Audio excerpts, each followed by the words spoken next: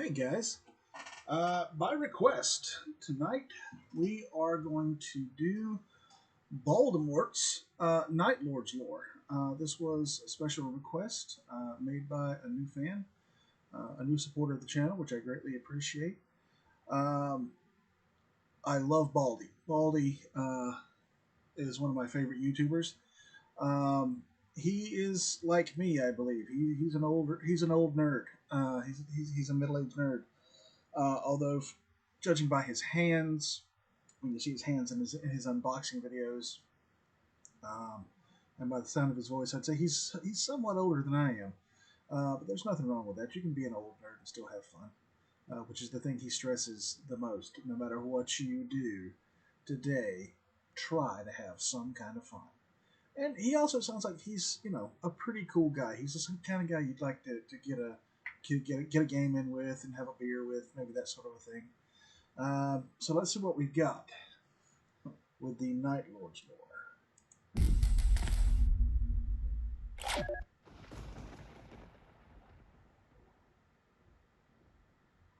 Hold on one second. Okay, just was double checking something. Didn't want to think I was crazy. All right, let's see what we got. Sounds like the theme song from Halloween. Fun. Very appropriate So for the much Night fun. Lords. Since the Kikatiks opened, it has been never-ending fun. The despoiler broke the borders, opened the gates of heaven, and now we can to and fro with impunity. The corpse gods' men are former brothers. They cannot defend everywhere, cannot be everywhere. So we hunt. We hunt like we have never been able to hunt in a very long time. This guy sounds a bit it's time. Slaneshi, doesn't he? To an immortal. I digress. So, my warband and I have found a world ready for the plucking, a juicy herd of ape things to play with, and oh, how we have been playing. It has all been work for me, not enough play. Destroying their defenses, corralling their meager defenders, breaking them. My boys are too enamored with playing. They forget how hard I have to work to make them do the things that are required for us all to have uninterrupted play. But that has now finally been achieved. The threats all removed. Now we feast. Now we play. This hive has now fallen, as the corpse god's minions and lickspittles would lament. We control its light, its heat, its every road, its every access point. Time to turn off the lights. Time to cover it with our cowl. The dark, the blessed dark. It brings out the best in the herd. My part is done. The playground is prepared. Time for us all to have some fun. Not just my boys. No. No matter Now what you do, it is have some my fun. turn. I cannot neglect my duties, my role, my rule must always be maintained. I must watch my boys and make sure they are loyal, or I will be the one to be played with as I did my old master.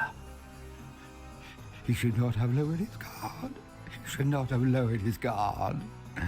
Weak, he was weak, so he became my toy. But now I have them all playing. I have them all playing, so I can sneak in a bit of fun myself. Drat, I will only get 48 hours at a push. Is it time enough? Is it enough time? I think so. I have become so very good at what I do. I make friends. I can do this in time. Yes, I can. I can do this. But it must be a special friend. A friend worthy of the knowing. For I must know them inside and out. Oh yes, a new friend. But whom? As ape things run hither and thither, I set to choosing. So much choice. As they run from the explosions, as they flee into our sentry guns and get cut down, I laugh. I laugh. They are so amusing. We set off alerts, evacuation orders. At first they did not run, so we leveled a few hab blocks. Now they run into our guns, run into our clutches. My pretty birds fall on them and take their pick, dragging them into our home, the darkness, flying like pretty birds and snatching one here, one there, taking them back to a nest ready for the fun. I have one already set up. When we first pushed into the hive, I found it and prepared it. I must find my friend and get them there. Some, like the big ones, they think that they will last longer and will be able to keep up for longer. I know this is not true. The big ones have always been big. It means they have less to tell me. They have less to define themselves outside of their being big or boring. Our newest initiates often like the small ones, the little ones. They have more fire. They've had to be more snappy to get by. But this is often a facade. When you get past the gnashing of teeth and squealing and shouting, the little ones are just little. They offer a... I normally keep up with Baldy's stuff really close, but I missed this one somehow. I have not seen this one. certain titillation, the wrongness of it, to the newest initiates. But this is the first stage. Doing things because they were wrong is passé. I tired of it centuries, millennia ago. Now, I need a good friend, an interesting friend, a friend worth knowing. Yes, a friend worth knowing. Amongst the wailing crowds, I see two candidates.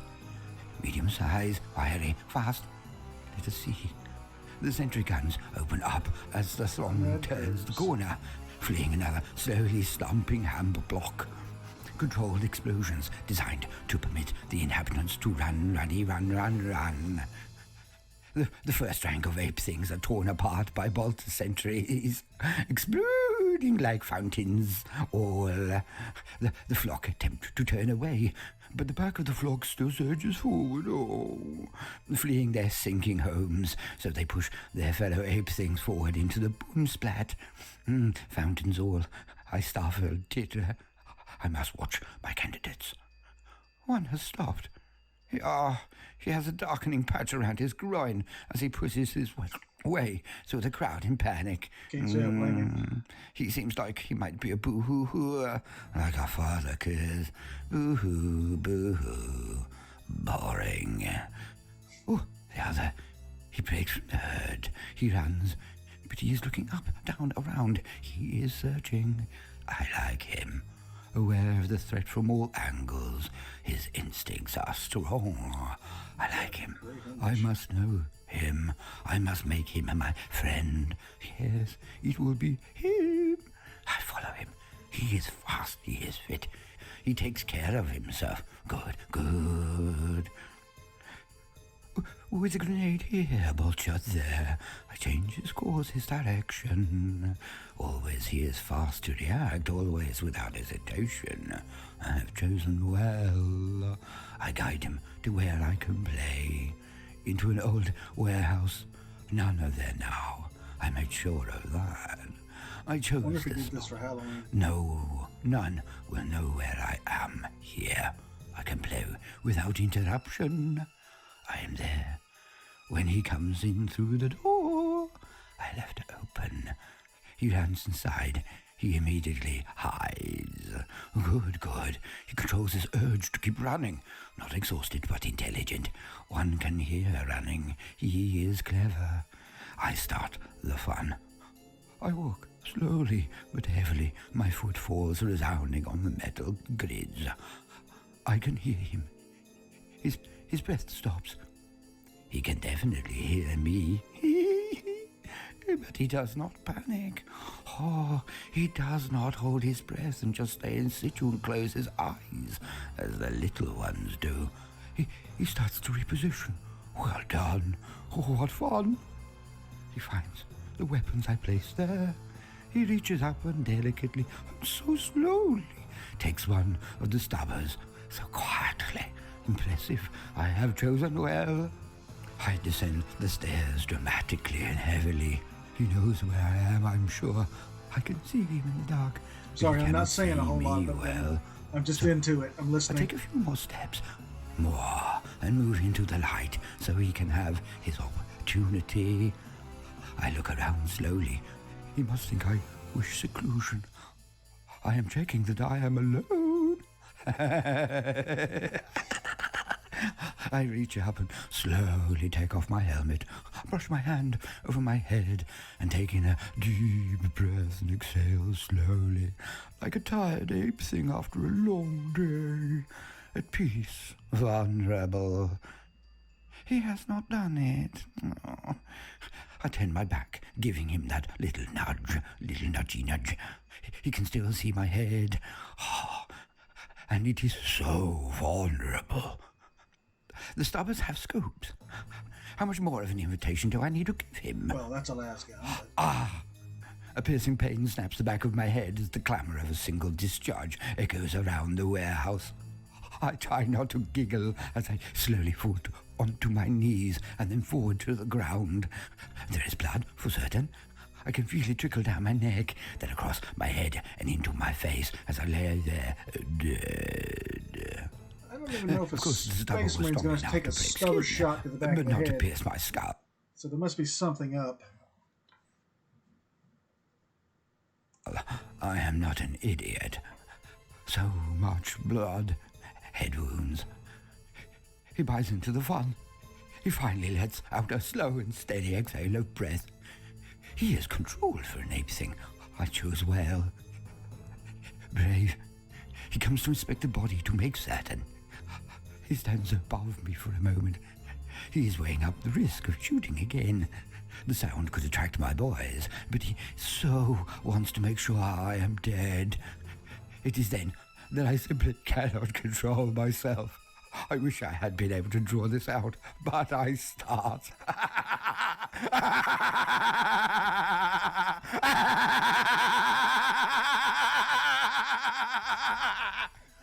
I roll over, tears coming out of my eyes from the Pretty good maniacal laugh. earth.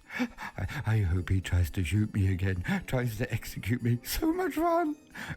Oh. I have to roll forward and snatch the gun from his grasp as he puts it in his mouth.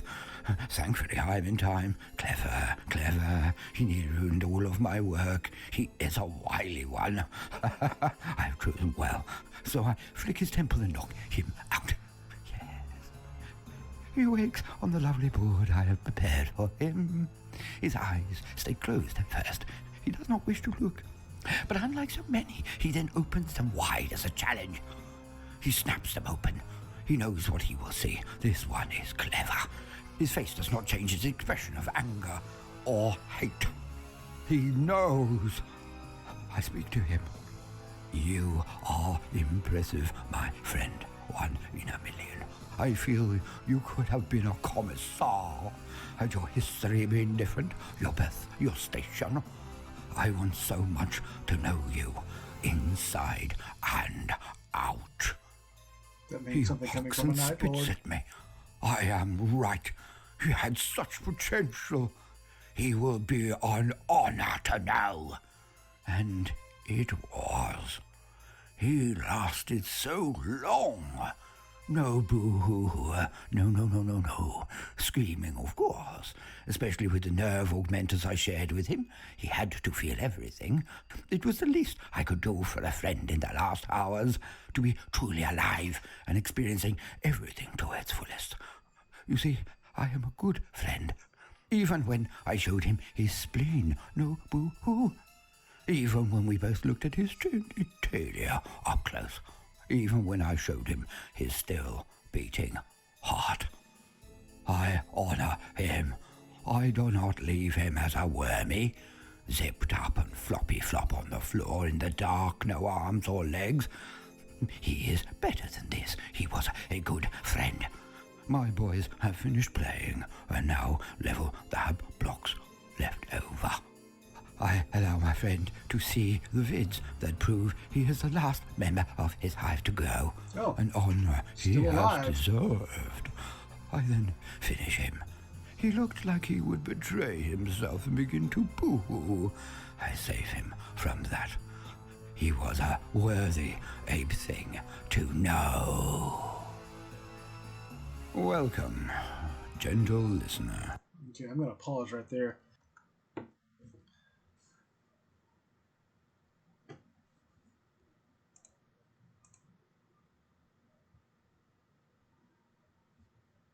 And we're back. Of this introduction, but there can be times when the threat. Baldemort's videos have evolved. At the first, he more or less just did an archivist approach to it, reading from various books,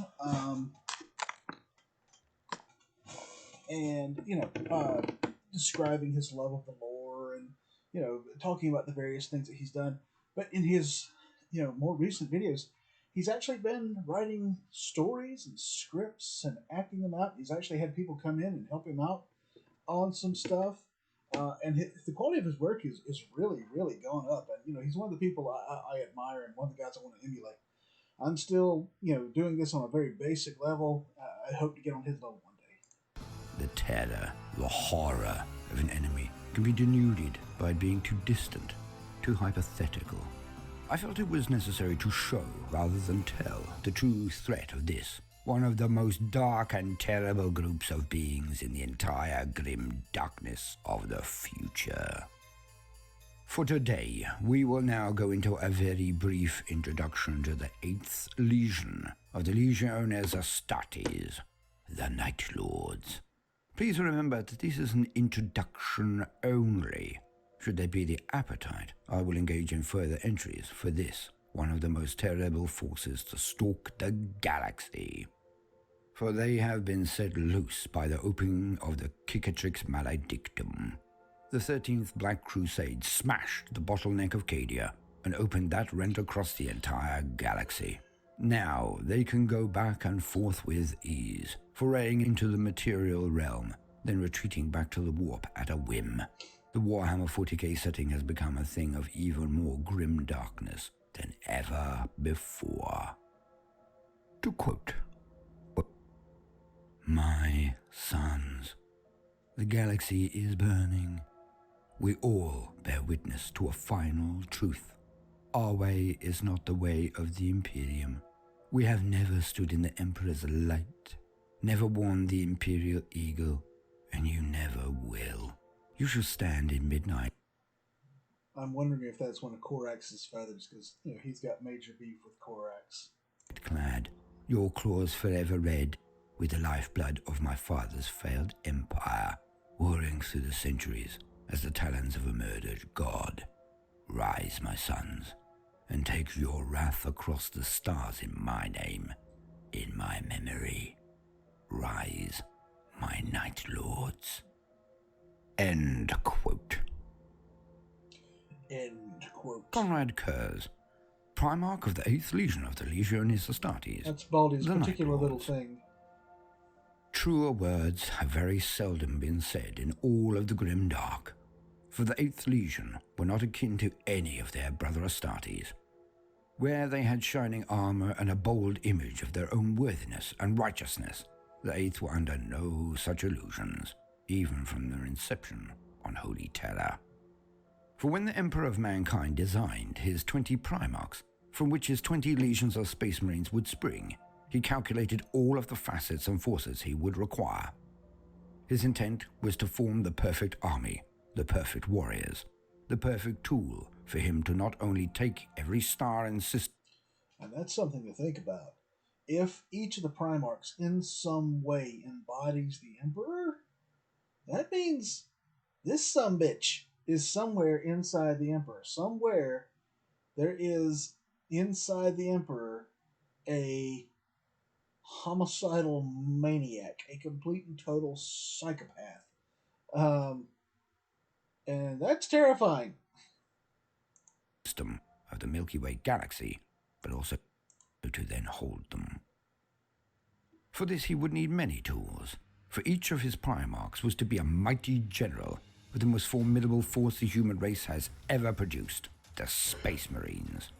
Each legion of Astartes, Space Marines, was to have a very specific role. Indeed, each would be able to wage war the likes had never been seen, but each would also have a niche, a specialization. Many were shining knights of honor and power, designed to represent the greatness and goodness that resided in the breast of humanity. They were to be paragons and glorious examples that could be displayed to all of the universe as the best of what it was to be human. Not so for the Nightlords. For every organization, every government, every military need have those who will follow orders, will do unspeakable things without complaint or resistance. Forces that will elicit terror in their enemies and allies alike. For the Emperor knew that his race was fractious, and that the combined goal that they worked toward would not be enough for many. He knew that it was inevitable that some of his fellow humans would become greedy, would lose purpose, would seek to aggrandize themselves at the first opportunity.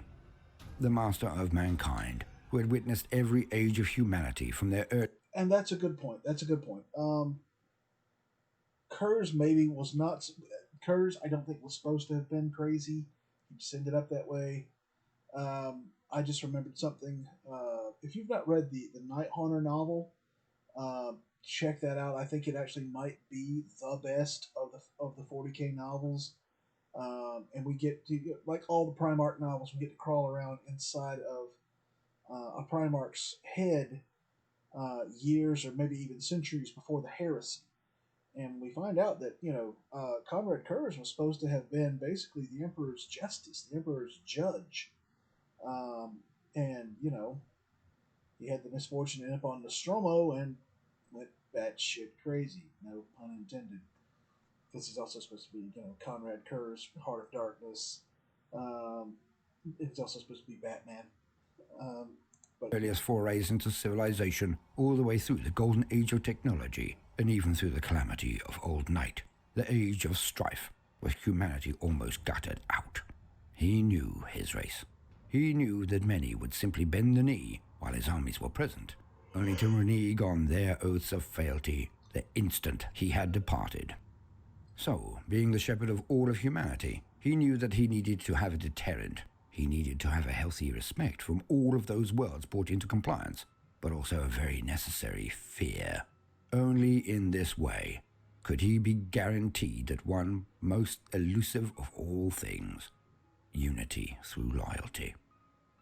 Humanity simply had no choice in his mind, or he would not have arisen, would not have thrown off his cloak of secrecy and taken the reins of direct power and leadership.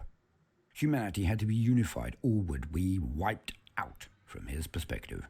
One that was very hard to argue with, considering the horrors of the Age of Strife, where Xenos, aliens, and demons had dominated and annihilated so many of our race. Hence, not all of his Primarchs, not all of his legions of Space Marines, could be the examples of virtue that was allotted to many. He needed a tool of fear, a bringer of terror. He needed a force that would be used to scare his people into staying compliant, to staying loyal. He had his Nightlords. The Primarchs were stolen by the powers of chaos and spread throughout the galaxy, but still the legions had character, and were employed without their fathers, the Primarchs, to lead them. The 8th, the Nightlords, were recruited from the most brutal prisons and pits of despair in all of Holy Terror, the present name of Earth, the cradle of humanity where the Emperor began his empire, his Imperium. They were scum. They would blanch at no activity, would bring a level of ferocity and sadism to their campaigns that would act as a deterrent forever after. When the Emperor had dominated all of Terra during the long and bloody Unification Wars, his instinct was proven right. Almost immediately, one of his defeated allies, the Saragorn Enclave, turned and rebelled.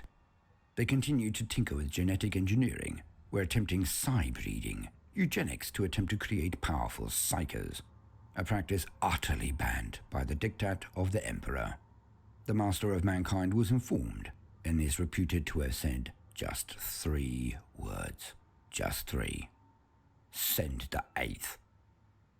The 8th Legion were deployed and assaulted the Enclave, but they did not roll in with tanks and overwhelming firepower alone, as other legions would. They made a bloody horror of the entire region. They hunted and tortured each and every person there. They wiped the entire population away with a viciousness that was beyond belief. With this as an example of exactly what would happen if any rebelled, Terra stayed loyal. All of it. This was the way of the Nightlords. Fear. To act in such terrible and sadistic ways that entire star systems would then surrender to them when they had witnessed their savagery. I apologize, guys. It was true that any rebellion throughout the stars was almost instantly quashed by the mere mention of their name. Many a governor would toy with the idea of declaring his world independent of the Imperium, as humans are so oft willing to forget their own history so swiftly. The scars dealt to them during their domination and compliance would often lose their sting over a mere generation, but the threat of the eighth would dispel their errant dreams very swiftly. The mention of them alone was enough to loose the bowels of most. So even before they eventually turned to evil, theirs was never a force that could ever be described as good. Such a thing exists in the grim darkness of the future. When they were reunited with their Primarch, Conrad Kurz, they changed very little.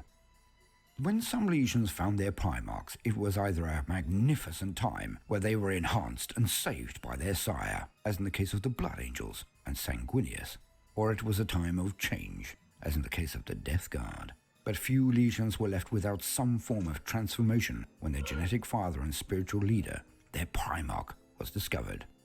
But this was not so for the Nightlords. Kurz's world was not a place that would ever engender a good man to arise from it. Despite Conrad being genetically predisposed to try to seek for justice, for law and order at every point, his methods were twisted by his early years on the world of Nostromo. For it was a cesspit of lawlessness, a horror of a world where survival of the fittest was the only law, and murder, rape, and massacre were nightly events. They were, until Conrad subjugated the world through fear alone.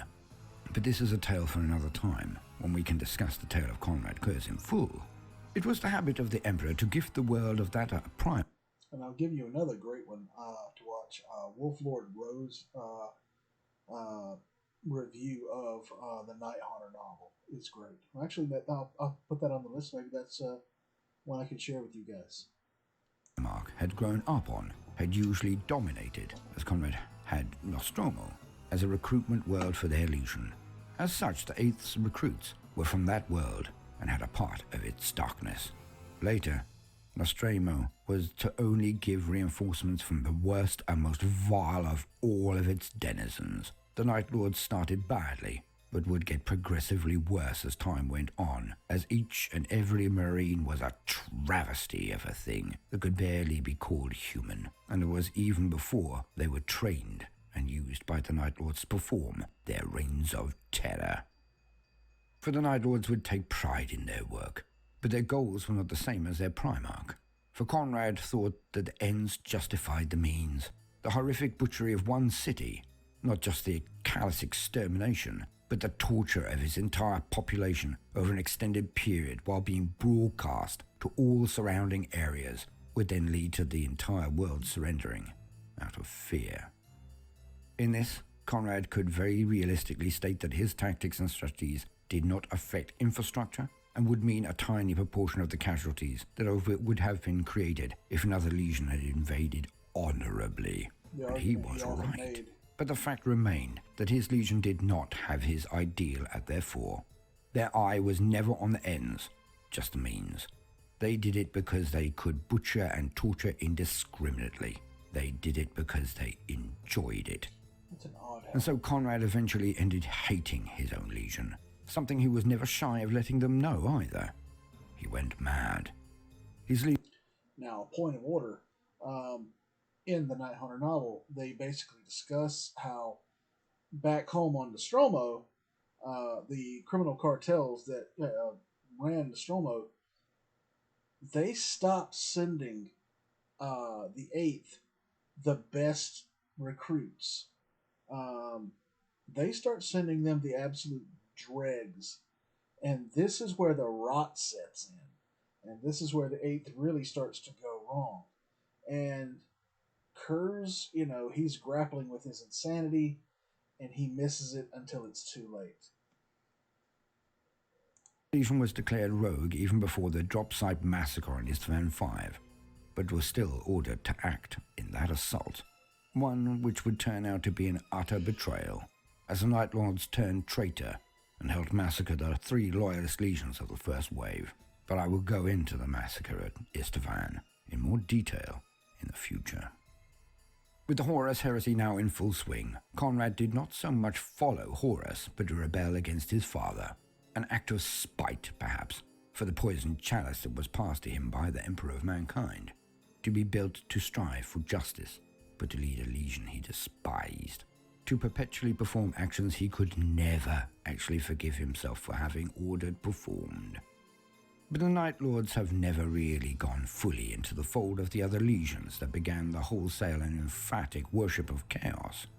Although there are some faithful amongst the legion, theirs is not a religious crusade. For them, following Abaddon on the path of chaos is not about zeal or serving their new dark gods. It is simply that they can now do whatever they wish, to whomever they wish. The chaos gods leave them be. Conrad. And that was an interesting point to make, given how in his narrative he portrays this warband leader. I mean, the giggling and the almost giddy happiness at the prospect of meeting his friend. That to me just absolutely screams Slanesh. And you don't think of the Nightlords being a Slaneshi army, although I mean, they could be. They tend to be chaos undivided, but I guess you could have a particular Night Lords unit that went over to Slanesh in part or in whole, or it could just be that was artistic license on Baldy's part. He chose to play him that way, but I don't tend to think of them as happily homicidal. I tend to think of them as being just quiet, murderous terror and torture personified. The Michael Myers is not a bad analogy at all. Michael Myers meets Pinhead. Slain, despite being one of the most powerful combatants of all of the sons of the Emperor, but he let his legion know he despised them before the deed was done, a deed he even permitted. Since that time, the Nightlords have been a thing of terror, not for, but against the Imperium of Man. The true levels of their viciousness I hope you gained from my introduction, but I shall one day go more into their tactics and more of their history. For the time being, I hope, gentle listener, that you can see why the forces of chaos are feared, and why the Imperium is the way it is. In the face of enemies such as the Nightlords, perpetually a threat, perpetually just one slip away from penetrating your defenses and letting their evil loose on any sector, one can do nothing but become a thing of tyranny to prevent the greater evil. And at least, this is their argument.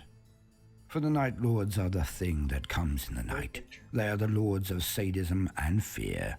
They are the lords of the night.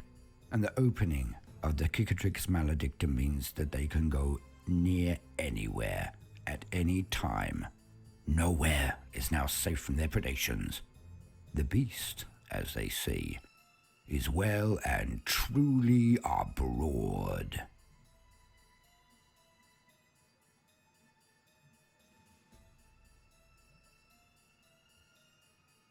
I have been Baldemort, your faithful servant. I hope my introduction to the Nightlords has been enlightening, no matter how unpleasant. If so, then please do consider liking and subscribing. If you are a regular gentle listener, then do please also consider supporting us on Patreon, if you see the worth in what we are doing and wish it to continue. If you are unable to do this, then please do consider just sharing. I would like our tribe to get slightly larger, shall we say. It would help continue the work. All right, that was actually really good, and I'm really glad that was brought to my attention because somehow I missed that one. Yeah, Baldy's one of my favorites, and I absolutely enjoyed that. Let's see when he made that. January. Okay. I don't know. I felt like that was a Halloween entry, but yeah, that was absolutely a great one. I hope you guys enjoyed that as much as I did. I've got several things I'm working on tonight, and I will put them out as quickly as I can. So this is not goodbye. This is just so long for now, and I'll be right back with more material. If you guys did enjoy this, please give it a like and a share. Please comment and tell me what you think of Baldy's take on the Night Lords. I do love to talk to you guys. I love the debate that sparks up sometimes over different topics. Please give the video a share. Please give us a subscription so the channel can continue to grow. We're up to almost 75 subscribers. Again, these are bigger numbers than I ever thought I would have. Thank you guys, and I'll be right back.